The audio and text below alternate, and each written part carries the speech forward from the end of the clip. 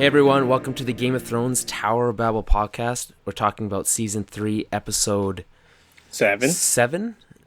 The Bear and the Maiden Fair. I have nothing to say about this episode. I just watched it about 10... Well, that's not true. I do have stuff to say about it, but I just watched it about 10 minutes ago for the first time. It's Monday, we're recording this on. A little bit impromptu version because Dan's not actually here in the tower, if you will. Is that what we're calling it now? Yeah, I'm going to call it the tower. Okay, no, that works. He's at his own, in his own realm for this episode, and we're trying a first Skype podcast, so should be interesting.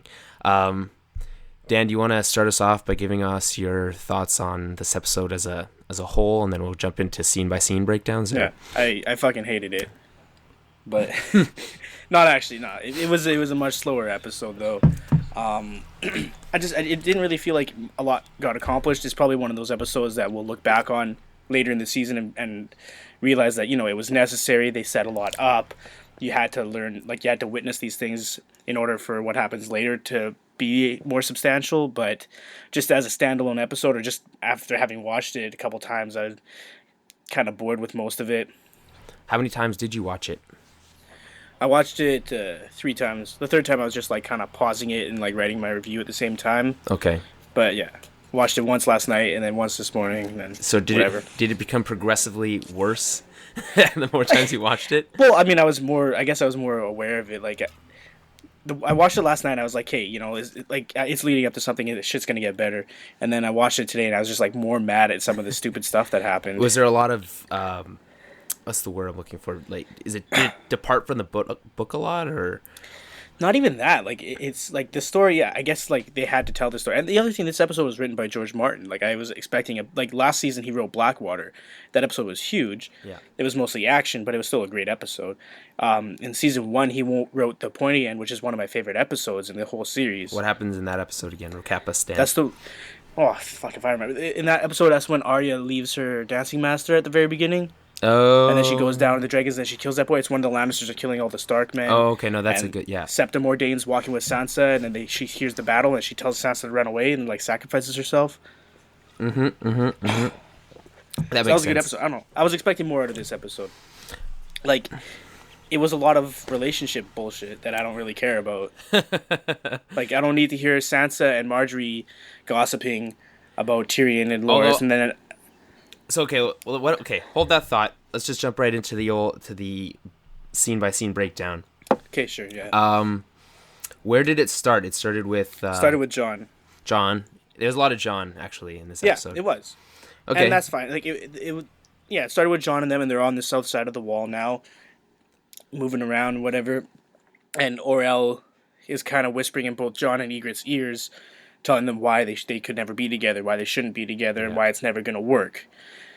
And then they have, I think, 3 scenes. So there's one where he does that to Jon, another scene where he tells Ygritte that he would take care of her, and they're the same people and all that stuff, but she loves Jon, and he just tells her that it will never work as soon as she sees his true colors. And this is these kind of things that both of these characters were kind of worried about already, because they don't it is kind of a relationship based on falsehood, Jon came over, but she knew that he wasn't being honest with her completely and stuff like that. So she's always been worried about that, so she's trying to convince him to just give in and actually be a wildling and, be with her. And in their third scene, they kind of have a little confrontation where he says that they can't win, and she says, well, you're one of us, and they kind of just decide to be happy while they spend whatever time they have together being happy. But it's not really clear if Jon has decided to actually embrace the wildling life, or if he's, still a man of the Night's Watch, and he just knows that their time is limited. It seems like they're purposely making that ambiguous, I think, at this point still. Yeah, and that's fine, but that's 3 large scenes that really don't progress anything. No, it's true. That's my issue with it. There was some good dialogue, and I really liked when it's like, is that like a palace or whatever she says? And it's like, nope, that's just a windmill. That's a windmill. No, yeah, those, I don't actually have a problem with the Jon and Ygritte stuff. I like those scenes, and Ygritte, just for the record aside, the actress, I can't remember her name, I should look it up right now, but I'm not gonna. But the actress is doing a phenomenal job with that role. Just based on what you know from the book? Just in general, she's a good actress. Yeah, like she's playing the part well, and even adding to the part. I'm really enjoying watching her in that role. No, I agree. She's good. Well, she's a lot better than Shay, that's for sure. But you really have a hate. I don't. Shay. I just think she's the worst actress on the show. But I mean, that's not saying.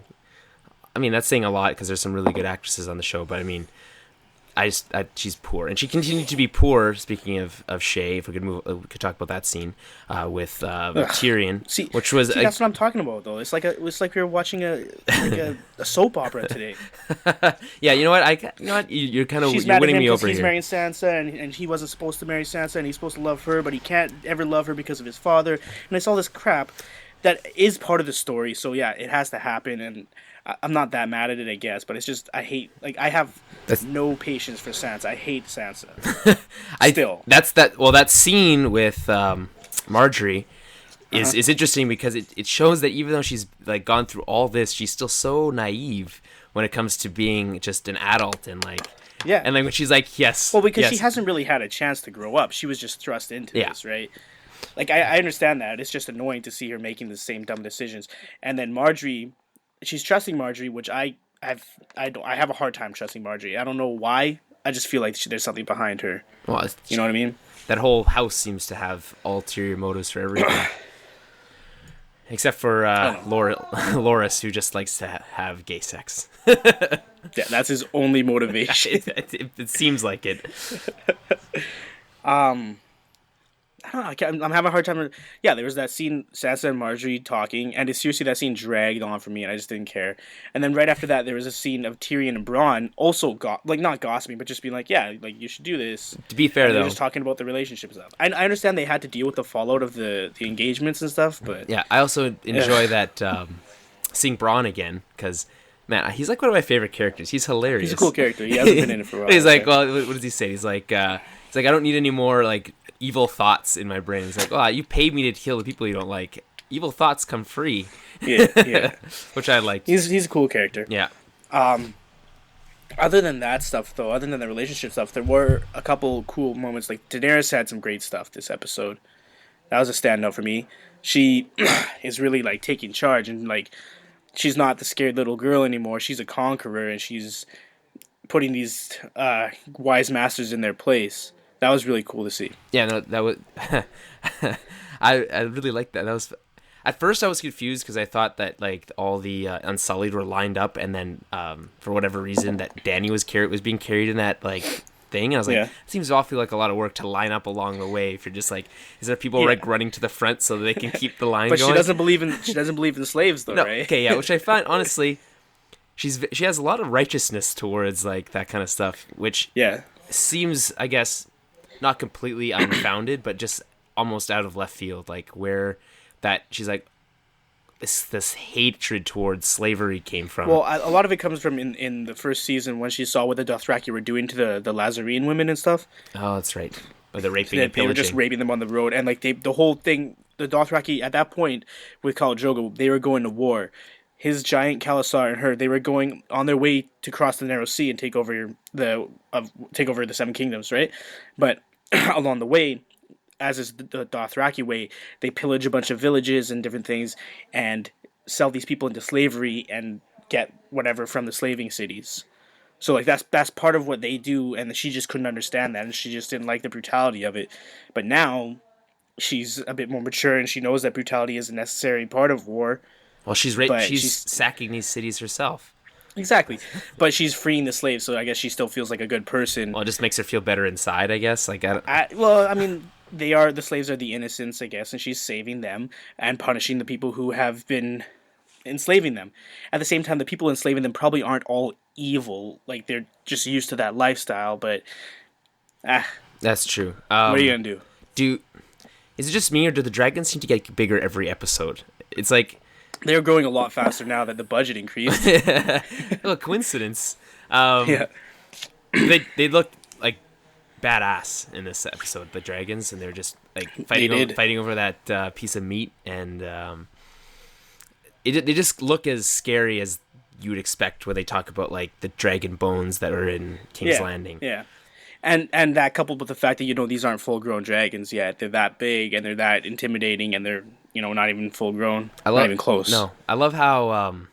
Speaking of, we can transition over to another scene which I really really enjoyed was the Tywin and Joffrey scene when they're talking about dragon's bones, but.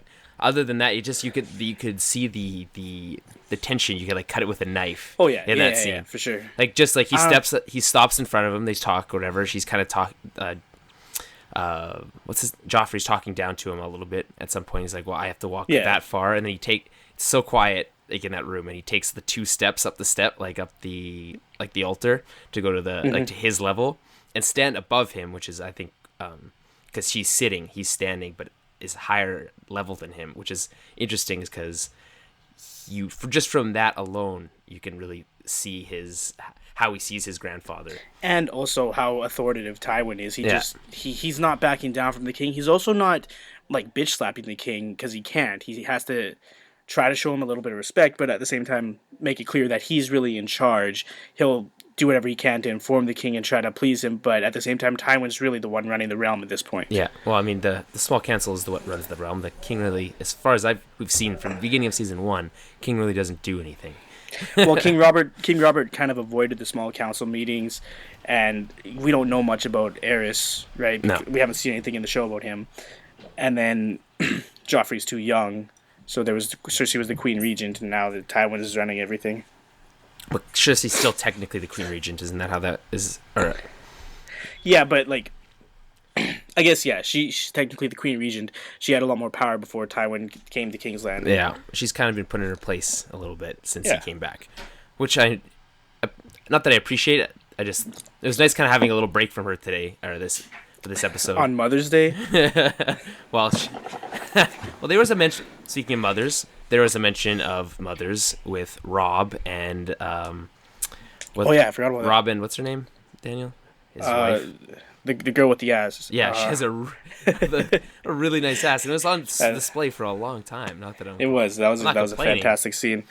Her name is Talisa. Talisa or whatever. I don't know how to pronounce it. She's not in the book. She's a made up character. Oh, that's right. Okay, so she's an adapted character. Okay, You don't need to get into it right now, I guess. Have you talked about this before? About what she's combination It's not complicated. She just is like they replaced a certain character with this girl, and they changed the story a bit, but essentially it's the same. It's the girl that marries King Robb. Okay, that's it. Okay, so in this episode we found out she's pregnant. Okay, so I think that's interesting. That's a different dynamic. The prince in the north. You don't know princess, I guess. Well, you just Daniel, come on now. Got to be smarter than that. I didn't say anything. What are you playing with? Doesn't matter. We're talking about Game of Thrones right now. Anyway, don't look at the screen. It's conversational. We don't want to be so strict. Okay. So, anything else to say about Robb and Talisa? Not much, really. No, I put in my review that it's just nice to see a member of the Stark family happy for once. That doesn't happen very often in this show. True. And his mom gave him a dirty look when she was she's kind of been grumpy for a while. She doesn't fully approve because he did break his oath. He promised Walder Frey that he would marry one of his daughters. That was part of the deal, and then he broke his oath because he fell in love with this girl, and fair enough, but that's something Ned Stark probably wouldn't have done, right? Yeah, that's true. Well, what did she... Catelyn's just looking at him and he's sacrificing not just his own life, his army and everybody who's relying on him just by breaking his oath because he fell in love with this girl. Well, what you know what I mean? Yeah. Well, what did she say that I think it was this season or last season was that if you treat your oaths loosely, your bannerman will as well, or your men will. Yeah. Something along those lines. I really like that line. It stuck with me for a long time. Not that I can barely remember it word for word, but whatever. What else happened this episode? We had... So, okay. Speaking back to Dany for a quick second. So, she sent... We learned that the people in Yunkai have powerful friends, is what the guy said. Mm-hmm. And that she sent... Jorah to go find out more, because he didn't know, which is... Usually he's the one right away has an answer for him. Do you have anything? I don't know what that means. You can, but you can't speak to it, I guess. Pretty much. Okay. Well, we'll find out next episode. Just judging from the episode title, you'll find out next episode. So we have what's next week's episode called? The Second Sons. The Second Sons. Okay, and then we have big episodes, which is episode 9 and then 10 when they were done for the season. The Reigns of Castamere, and then episode 10 is called Misha. Okay, so that means none of those things mean anything to me. I'm sure as a book reader they do, but I have no idea. They mean a lot to me, but it's So we also had a nice scene on a boat actually today, over Blackwater Bay, seeing kind of the wreckage of what happened in episode 9 of last season, and it was a nice, very quick little scene, but and I think it was necessary because he eventually needed to know, and by he I mean I guess. What's his name? Dan? Gendry needed to know that he was what he was meant for, or where he came from. Well, it's not clear what he's meant for, but yeah, he is the son of Robert. We all knew that already, though, but the character didn't, so he needed that reveal. The other thing she says in that little bit is that there's power in King's blood. Well, she's mentioned that before, hasn't she? Has she? Yeah, maybe she has. She has when It's kind of ominous. I'm not sure exactly what it means. Oh, when she left Dragonstone, she said, "You're not the only one with whatever King's blood," and because he didn't have the energy or whatever anymore, Stannis didn't, which I think was interesting. He just looks so ragged. Stannis does all the time, but he's a beaten man. So that was a good. Again, we've been saying that we said there's a couple good scenes, but overall, you said this episode didn't really stand up. Well, it didn't pop in any way. No. Like, it was okay. The scene again. Anytime you see the dragons, that's like the only cool thing that was stands cool. out. The Daenyres scene was cool. She took charge. Jon and Ygritte, that was cool. The biggest part of the episode was obviously Jaime and Brienne. And that's Jaime was probably like one, if not the main character of this episode. Well, I mean, it seemed to focus a lot more on Jon and then did Jaime's story in the end. But Jaime's story was definitely more important, I'd say. It seemed like his actually went through more time. Like they had the first meeting where he found out what was happening, or he talked with Brienne, told her what was going to happen. Yeah. And then left, found out, had the whole scene where he was leaving and he sees the guy who cut his hand off. And then Locke then leaves. And then we also had reaffirmed that the whole agreement between him and help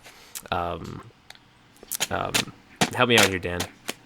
Roose Bolton. Roose Bolton, thank you. Names are not my aren't helping me today. So yeah, the whole thing with Roose Bolton, he says, "I'm sure you'll give my regards to Tywin," and then Jaime says he's sorry he's gonna miss Robb's wedding. The Lannisters send their regards, or something along those lines. And then they take off. So he leaves. Then they have another scene later on where they're on the road or whatever. Yeah, and he's talking to Qyburn. Is that Qyburn? Yeah. Okay. The guy who was fixing his hand up. Oh yeah. He was talking to. Yes. Okay. I thought you were talking about the guy that was in charge of taking him. That's different. Qyburn was talking about his experiments on people, which was disturbing. Yeah.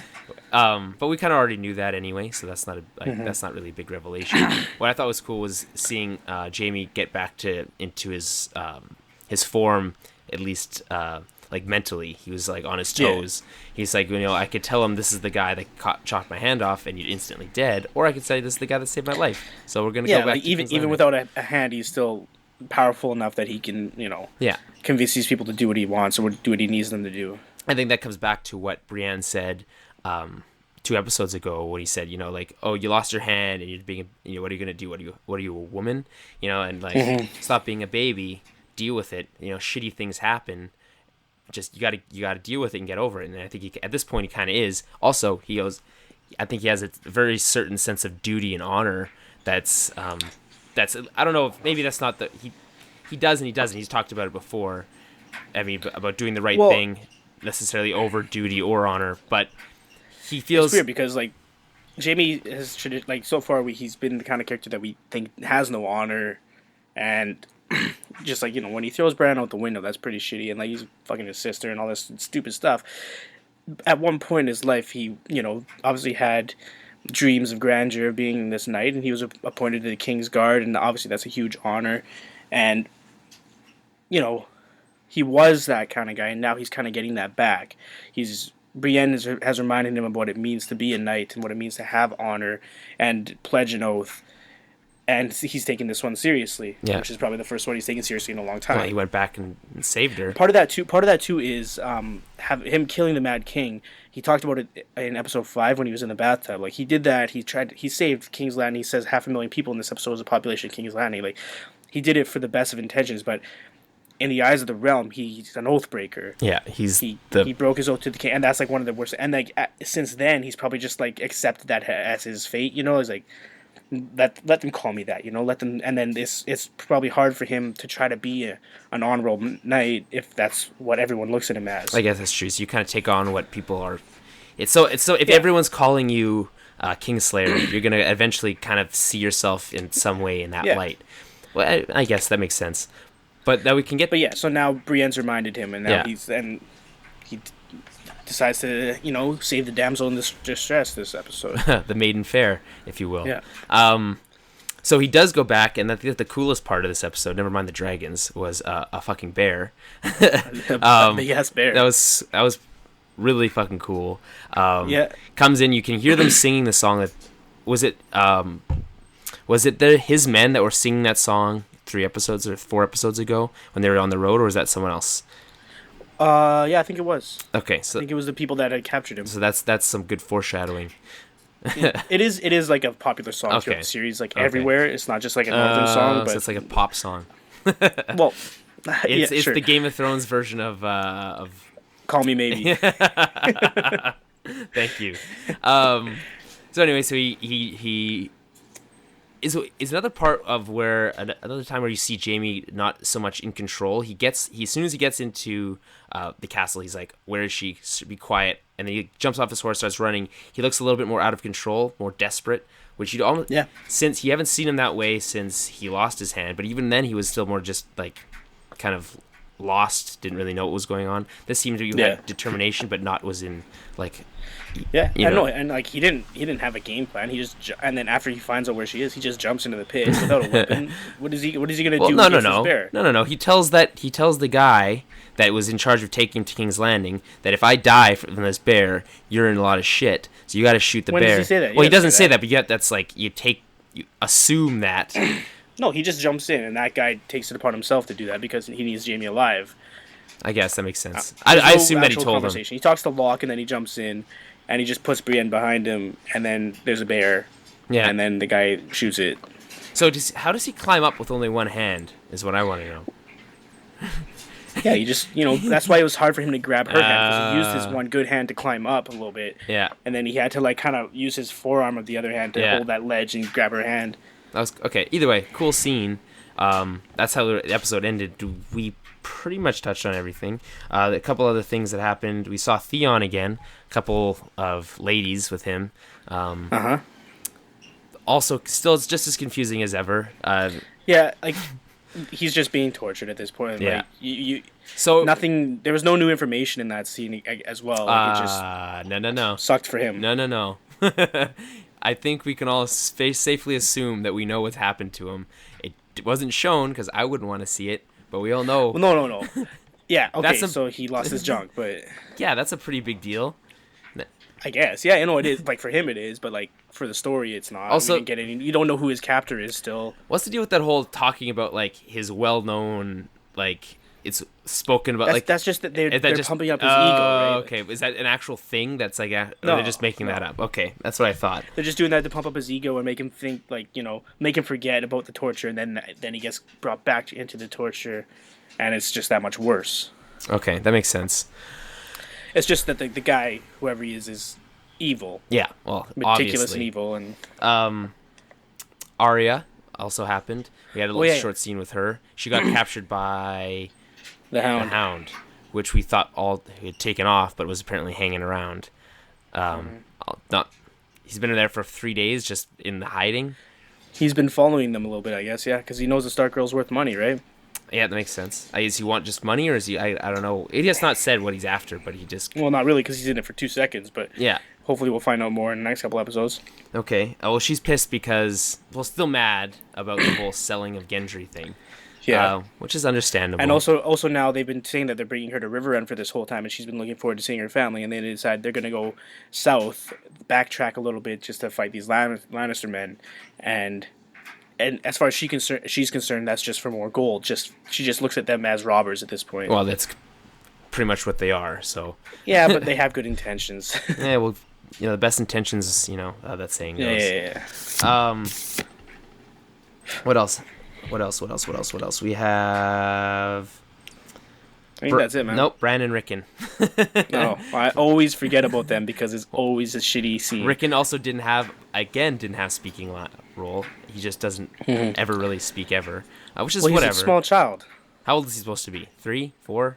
No, older than that. Like 8. No, younger than that. 8? Well, in the show, yeah, he's a bit older than that, but in the book, he's like 3 or 4. Okay, so yeah, in the show, he's like 8, maybe. Anyway, so we have a scene with what's her name? Asha, and she talks about they need to get to Castle Black, and she talks about why they shouldn't go beyond the wall, and I think, which is a really great scene and really well acted, was her story about how she had a guy, and they did the whole "I was hers and she was mine" line again that they often use in this, which is, I guess, I don't know. What, and then anyway, that's not really important. I just noticed that that's a through line throughout the series. Anyway, so she talks about how the White Walkers beyond the wall again. I mean, that we all know they're there, but she's saying that there's a reason we can't go back there. I don't want to go back there because she's witnessed firsthand that kind of stuff. I kind of don't really care about Asha, but I don't know. I thought that was a well acted scene. It's cool that it's her saying that she won't take them past Castle Black. She's saying she promised the Maester she would take them to Castle Black to where Jon is. She won't go past the wall. She doesn't want to go back there because she knows how dangerous it is. But now Bran, with his visions and with Jojen talking to him, says that he has to go past the wall, that they're not even going for Jon anymore. They're going to find this three-eyed raven, whatever that means. Well, I assume there's no actual three-eyed raven. Well, I can't actually assume that, but... Well, whatever it is that's speaking to him in his dreams then. It's obviously some sort of, what's the word I'm looking for here, Dan? Again, help me out. I'm trying to... It's not actual three-eyed raven, it's a... I don't know, what... You know what I'm... I don't know what you're trying to say, man. Like a metaphor, maybe, or something like that. Anyway, maybe I'm going too far. Maybe I'm reading too much into it. Who knows? That pretty much covers it. You spoke about how... you didn't really like it. It didn't really drive things forward. I enjoyed a lot of the character stuff they did in this episode. I didn't dislike it as much as you did. I liked... Okay. I laughed a lot in this episode, which I mean, sometimes the show can be really funny. There's like stuff with Bronn, the stuff with Sansa I laughed at. There's stuff with Ygritte that I laughed. Like there was some genuine humor in this. Like there wasn't like the humor from several episodes ago with what's Tyrion's like hand, like his helper. His name. What's his name? The one that saved him from getting killed. Pip. Doesn't matter. No, well, yeah, anyway, him that whole sex scene was lit. Like, and they're like, that was like really funny. But anyway, and Bronn was there again. I'm a Bronn fan. Bronn has a lot of humor. Yeah, I don't know. Like, it's just frustrating for me to have two kind of slower episodes in a row like this, where really not a lot is happening.